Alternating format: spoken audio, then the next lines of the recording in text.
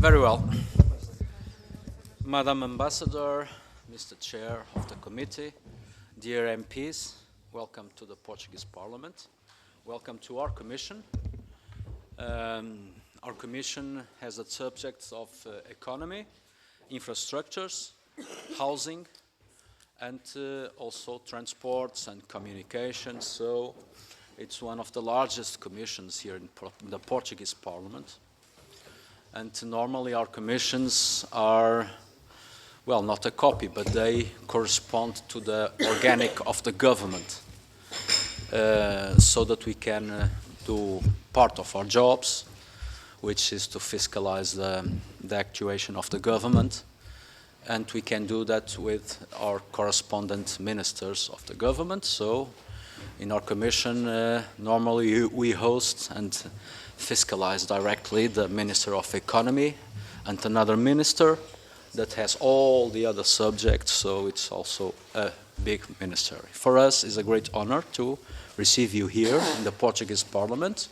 We are very keen and very proud of our Parliament and of our country, of course. The relations with Norway are old, are ancient, are peaceful, are of brotherhood. I know relatively well Norway also. I've had the opportunity to visit your country.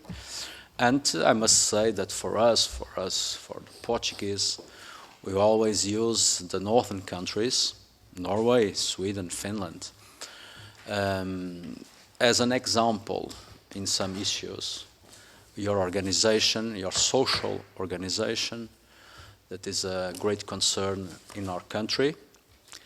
We are having some transformations in our country.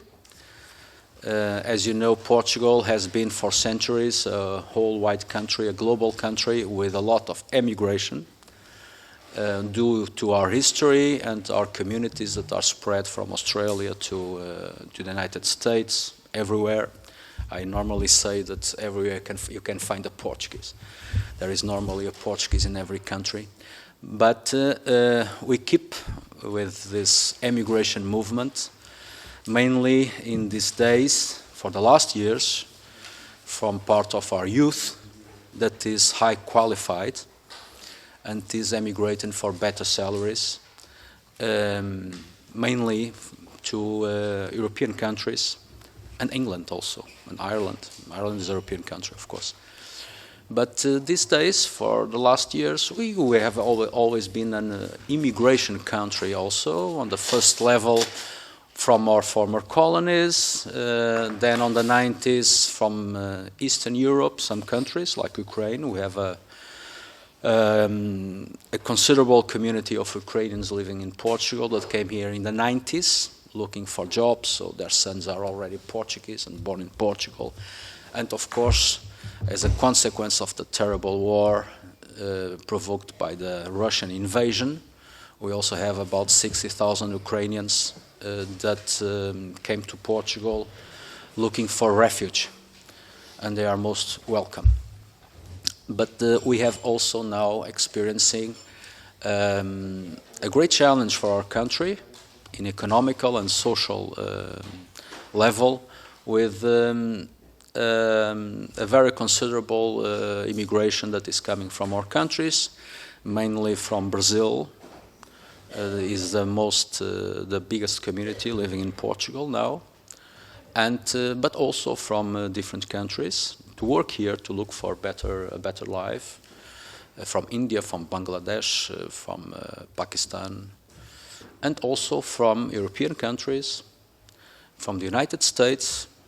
Last year was the first community buying houses in Portugal to live here, so much more than the French or the British that was historically like that. And that is a huge challenge for us because of the social consequences, the housing, the transports, the economical size, which they are helping a lot. And to the questions that you wrote to us, that you were interested in talking to us, as the plans for the high speed trains. So we have a project, a huge project to build a high-speed train connecting Lisbon, Porto, and on the second phase, Porto Vigo, which is in Galicia. And the project also, we are implementing it, so it will enter on an execution phase, connecting Lisbon to Madrid in high-speed trains. We're also investing in the railway in Portugal. That is a priority for us, because we didn't invest for the last decades as we should.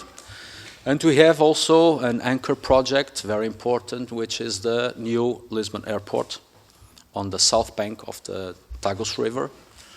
That should begin its works in 2 years. So we are on the phase of hearing the proposal. We're waiting for the proposal of the company that has the concession of the Portuguese airports to do that. But anyway, I think I should present our MPs and then give them the floor also, and you mainly, to ask all the questions that you wish to. So my name is Miguel Santos, I'm the chair. I'm from the Social Democrat Party, which should be more or less, well, it's the PP in Europe, and these days is the ruling party in Portugal. On my right is João Torres. He represents his MP from the Socialist Party, which is now in the opposition. It's the second party in the parliament, and was in government until almost a year ago. And Alvino Ramos, which represents the Liberals, and is the fourth party in the parliament. This is my advisor, Patricia. Marta Silva, which represents the party Chega, which is the third party in parliament, and Mr. Cavaleiro, which is my colleague in the Social Democrats, Mr. Paulo Muniz, which is my colleague in the Social Democrats, and Mr. Francisco Covelinhas Lopes, which is my colleague in the Social Democrats. There are other parties represented in Parliament. Well, the Left Bloc, which has 5 seats now these days, and the Party of the Animals and Nature, which has 1 seat, the Portuguese Communist Party, which has 5 seats. Estou-me a esquecer de algum?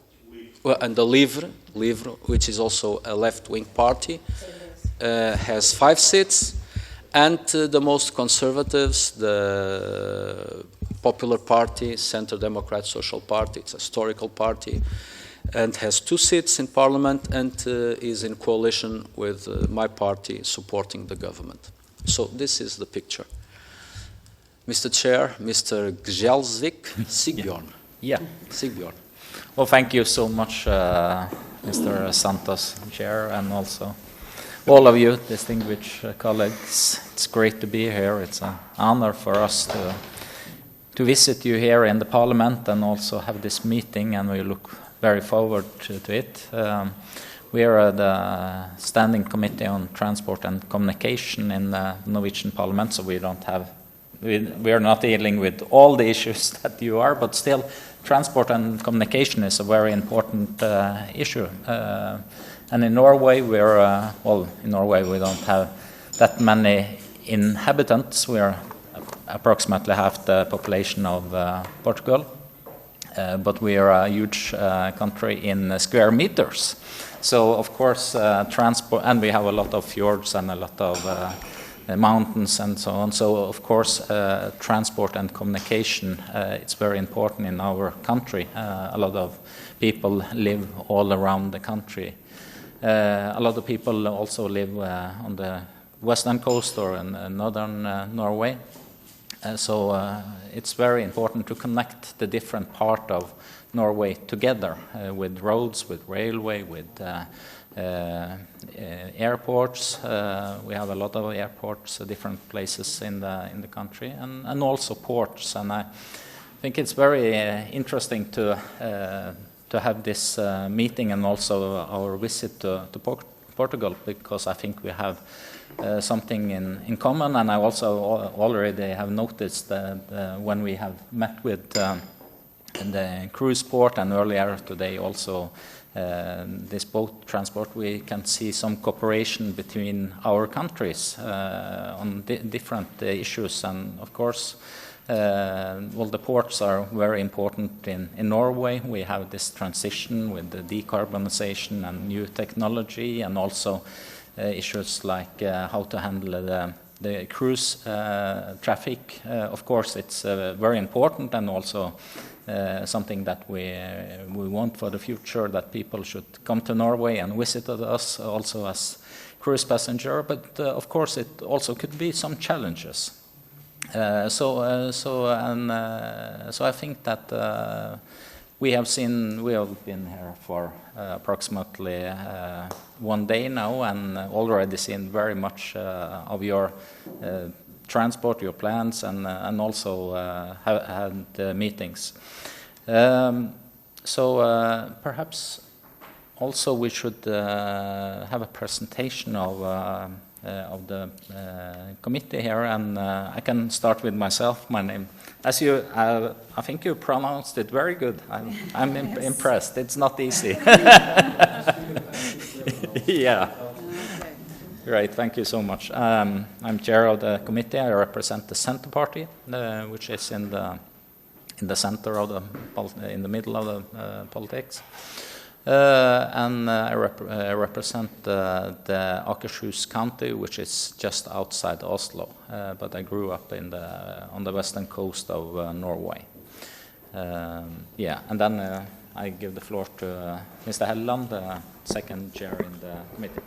Hello, my name is Trond Helleland. I'm from outside Oslo. I grew up in the mountains between Oslo and Bergen, so now I live only 45 kilometers from Oslo, and I've been in Parliament since 1997, so I'm a veteran from the Conservative Party. And I meet some of your colleagues when I go to the NATO PA, because I'm the Norwegian leader of the NATO PA delegation. We just elected a Portuguese president in the NATO Parliamentary Assembly, so that's good. Hello, and nice to see you all, colleagues. My name is Marte Mjøs Persen, and I represent the Norwegian Labour Party, and I come from the west coast, the city of Bergen in Norway. Thank you. Good afternoon, gentlemen. My name is Liv Kari Eskeland, also from the Conservative Party and from the west coast of Norway. My name is Erlend Larsen from the Conservative Party. I'm from the southeast coast of Norway. Good day. My name is Maxim Guttormsen Roskov. I'm from a country in the northernmost part of Norway, Finnmark, and I'm represented by a Center Party.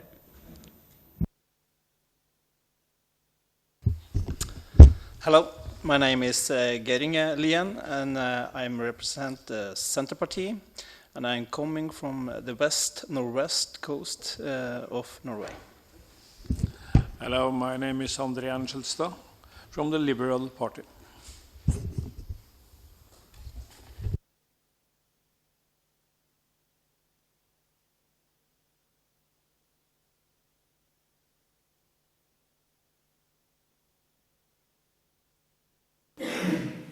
My name is Jone Blikra, representing Labour Party, the same as the Socialist Party here, I think.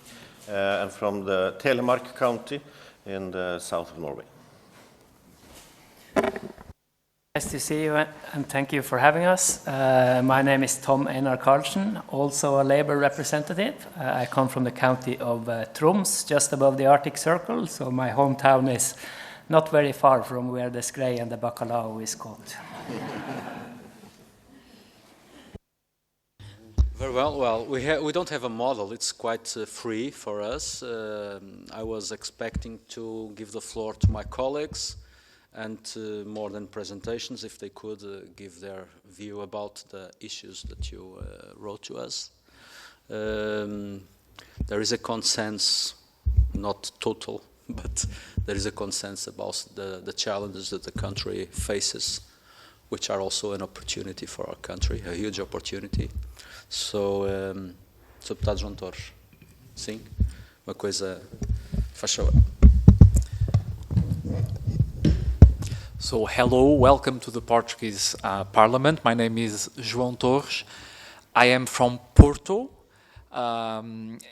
which is my hometown actually, and I'm also from Porto. Oh yes, Miguel is also from Porto. We are neighbors. We are neighbors, in fact. But I belong and I'm a member of the Socialist Party in Portugal, and probably you have already noticed that Portugal is a single country in the world where there is a social democratic party which is center-right. Nevertheless, we are friends, okay? But yes, it's something strange when it comes to discuss international or European affairs.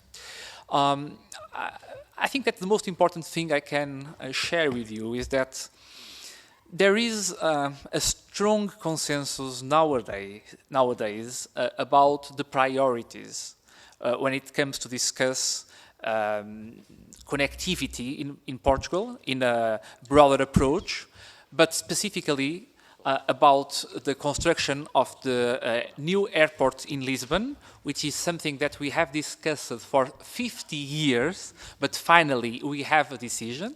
And I think there was cooperation between the two parties to decide where should the future and really necessary airport will be built. Also, we have now started high-velocity rail connection between Porto and Lisbon, and we have also plans to expansion to Vigo in Galicia, northern Spain, and also to Madrid. And I think that it was not easy in the last decade to reach a consensus about this, but I think that now we are in the right way, in the sense that we cooperate in the same direction when it comes to decide which are the main infrastructure investments that we must do or make as a country and as a state. Of course, that some issues are really difficult for us, because in my humble opinion, I think that there was generically a lack of public investment in the last 2 or even 3 decades in the railway system, which is now outdated, I would say. And there is now a strong investment in that field, which is so important to promote the double transition, the digital and green transition. And this is something really important for a country like Portugal, which is the first country that in the European Union decided to be neutral free for 2050. Portugal was the first country in the world to do that, and now we have anticipated to 2045. So we are strongly committed with the green transition. We have a really good mix of energy sources with a specific focus on aeolic and also from waterfalls and from I am now not remembering the correct word. I'm sorry for that, but nevertheless I'm talking about green sources of energy, and this is something absolutely critical for our future. I know we share that with most parties, I believe, in Norway. And just to finish, I would like also to greet you as a country for having had a Prime Minister, Stoltenberg, who played such an important role leading NATO as Secretary General in such a tough time. Thank you.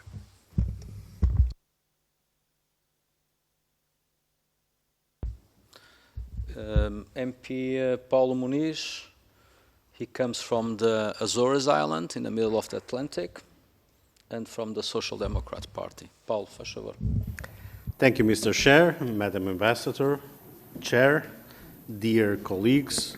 First of all, on behalf of PSD, to give the most and warmest welcome to our Parliament. I will give an overview of some of the issues and themes that we do believe that are common in our both committees. If some of them are on the border of other committees in your Parliament, I will ask you to forgive me for that. One of the things that, first of all, I would like to address is the question of the green transition, which, as you know, has different approaches on different areas. And we would like to address and to discuss with you and to hear from you about the mobility, the electrical vehicles, because we have known the recent news that Norway, for the first time, I think, the electrical vehicles are winning the battle against the traditional and conventional ones. On this route to achieve this objective, we are facing the threat of China.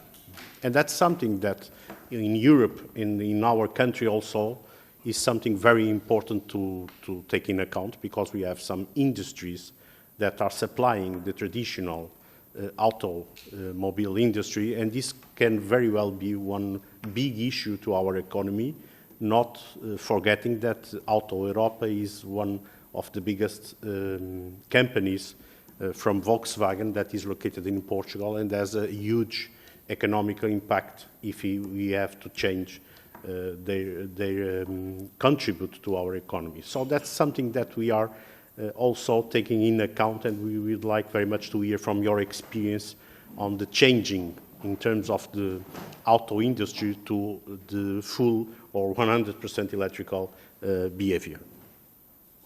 About the airport that my colleagues already have mentioned, this is probably the biggest infrastructure in the next 10 years. We are estimating from the last roughly budget something like 8.5 billion euros, and this is the biggest infrastructures that will serve all the country, and will continue to bring to Lisbon all the main flights from all the older colonies that we had in Africa, and also from Brazil, South America, and North America. So it is strategically to Portugal to keep this up, and this new airport, we have the aim that can continue to ensure that we still maintain this hub.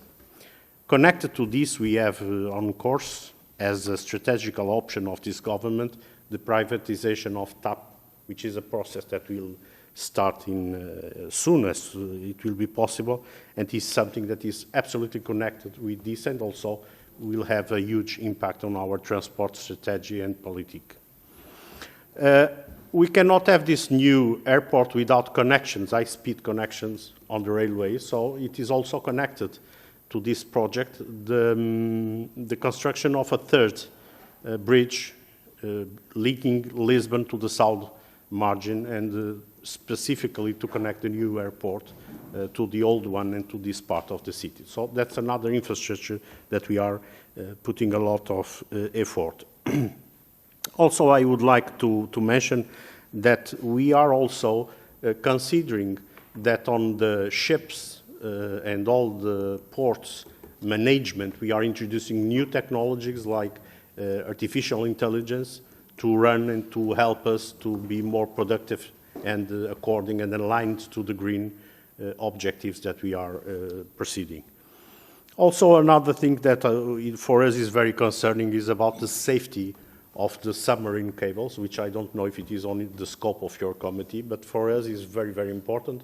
Portugal is receiving a lot of new submarine cables from the rest of the world. We are actually becoming a huge hub of the submarine cables, and we are very concerned about the safety and security issues that, as far as I could understand, also you have seen on the last attacks that have been occurring near to your shore. So that's another thing that we are thinking, we are studying, and we are concerning. And finally, the question of the energy.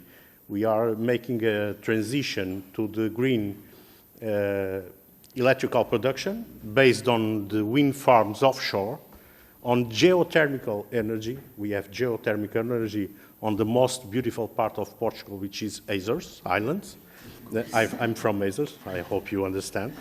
And we also using all this energy to make the transition between Portugal and Spain. But we still have a bottleneck, which is the connection to the European grid through France. This is an issue that is not solved yet, and it's very important for us because we cannot exchange all the excedent energy that we produce or even receive when we need. So that's the last thing that in terms of infrastructures we are very concerned about. Thank you. Thank you, Mr. MP. And from the Liberals, Mr. MP Albino Ramos. Sr. Deputado, faz favor. Curtinho, por favor. Certo. Obrigado. Thank you very much. Very welcome to be here with us today. My party is one of the most recent parties in Portugal. As João explained, we have two very similar parties that position themselves on the center-right. So normally the Liberals would be in the center, but because Portugal has its center shifted to the left, we would say maybe in the center-right in Portugal.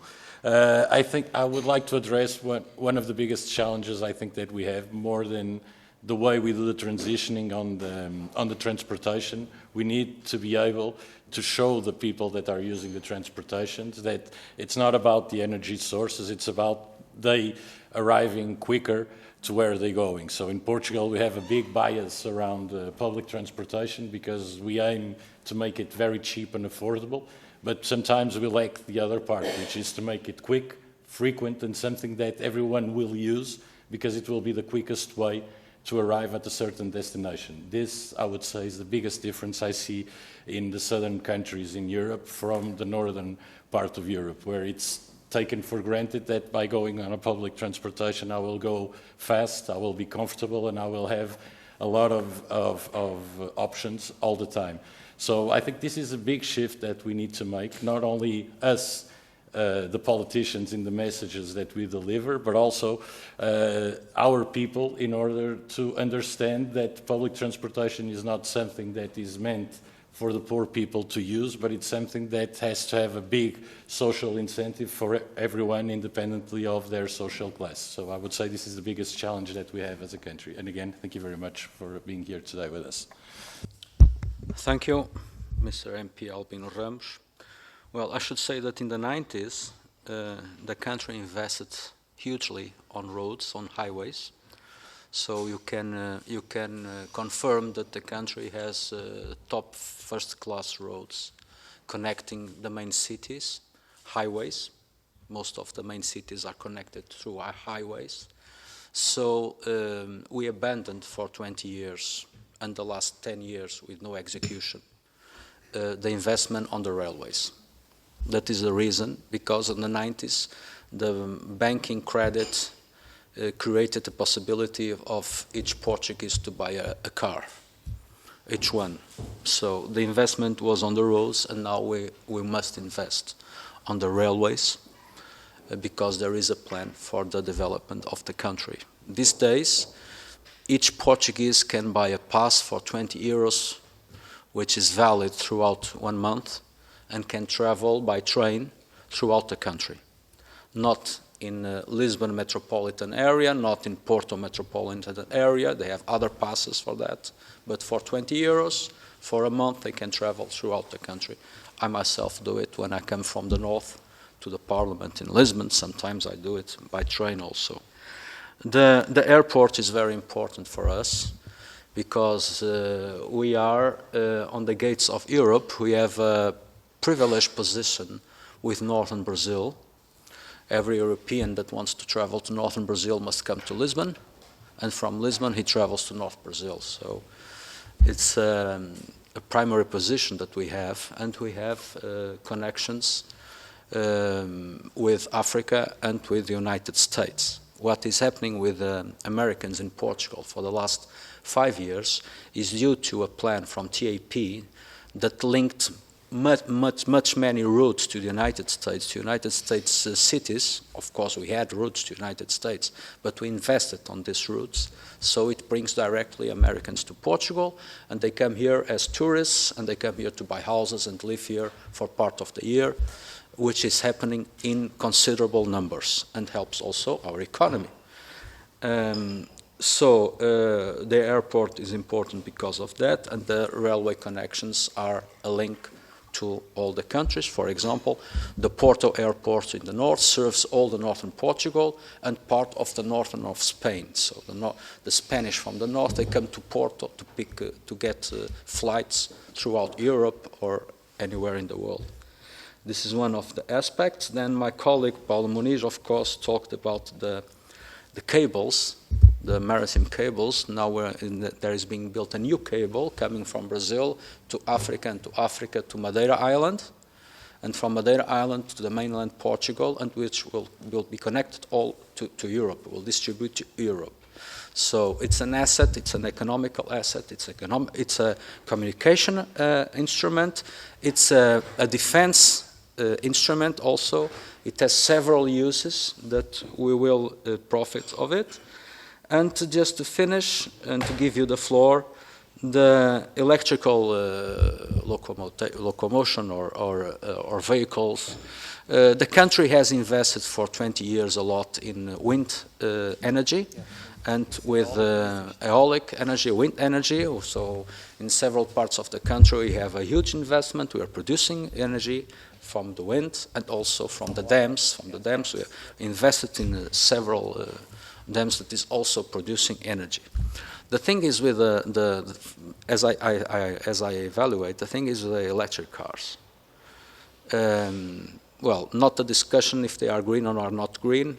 I think each one of us can have an opinion about it. I also have it.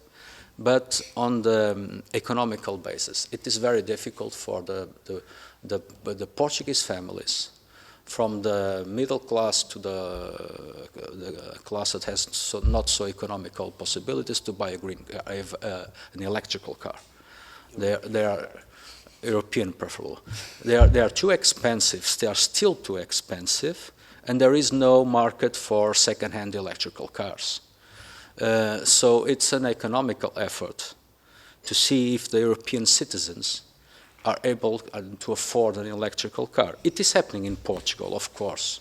You can see it as on the road. So electrical cars, there are months more electrical cars were sold in Portugal than combustion cars. So we are doing the same movement, but this is a concern because not every Portuguese family has the economical capacity to buy an electrical car.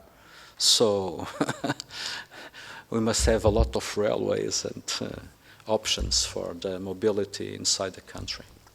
So, Mr. Sigbjørn, Mr. Chair, if you want to close the meeting. Paulo? No. Please, Mr. MP, Mr. Chair Sigbjørn. Yeah. Well, thank you so much, and it was really interesting to hear about very different political issues here and challenges, but also opportunities that you are facing. And a lot of these discussions we also have in the Norwegian Parliament, both inside our committee, but also in the more general political debate. And well, you raised the question about these submarine cables, and that's something that we were also very aware of in Norway and also concerned about. And our committee is responsible for electronic communication and electronic infrastructure. And before I became chair of this committee, I was together with Morten Mjøs Persen, member of the government, and I was minister for local government and regional development, for example, also for housing as your committee, but also for electronic communication and infrastructure. And one decision that we made was that one of the biggest companies responsible for this infrastructure should be subject to the Norwegian Security Act. And we are very aware of this situation. Of course, we are a country in the northwest corner of Europe. We have a long coastline, we have an energy sector. We also have cables going to Svalbard, and we have a neighbor in North Russia. So of course, this is something that we are very aware of, and also would like to discuss more with you, because this infrastructure is very important to, as you say, to connect to another continent and to have communication. So we are very interested in what you're doing and how you're facing this situation, both today and also for the future.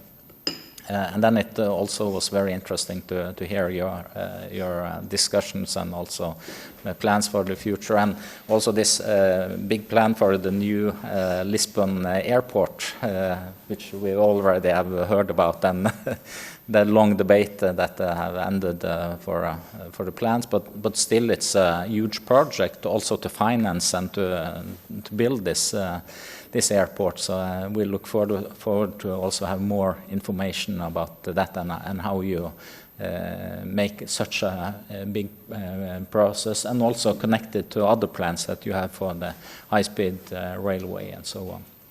So thank you so much for very interesting information, and thank you so much.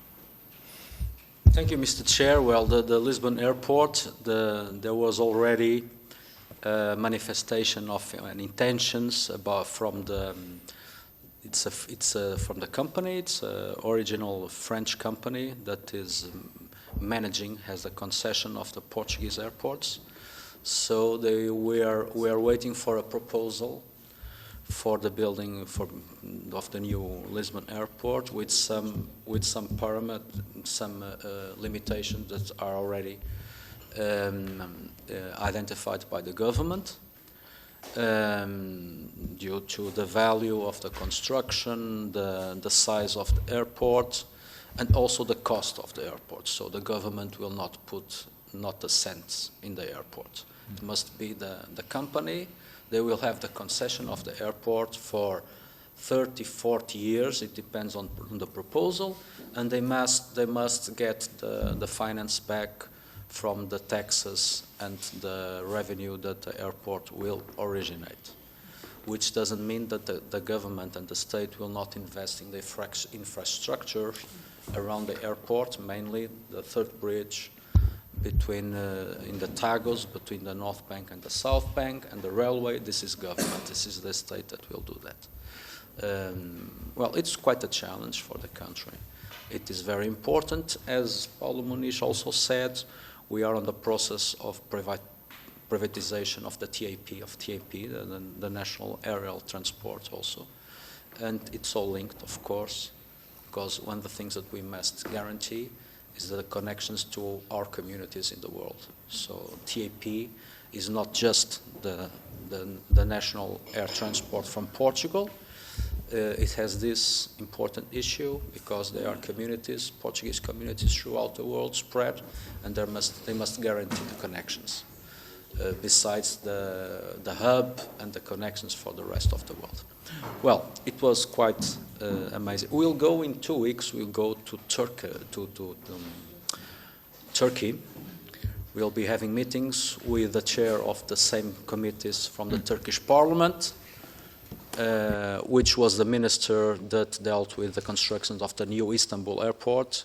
We'll have meetings with the government, and we'll visit the airport. Well, I know the airport, but we'll visit inside the airport with the company that manages the Turkish airport, and we'll have meetings also with Turkish Airlines to know more about their operation throughout the world. We're trying to learn with other countries that recently built new airports to face our challenge and to avoid mistakes and do things the better way. So it was quite an honor to have you here. I hope we can visit you in Oslo. I already know Oslo, but I will be very pleased to visit you there in the Parliament. And now I will propose that we go to the main stairs inside to have a family photo before ending our meeting. Okay? Great. Mr. Chair. Thank you so much, and we look forward to see you, both you and every one of you in Oslo if you're there, and to have contact for the future. And thanks a lot for the meeting.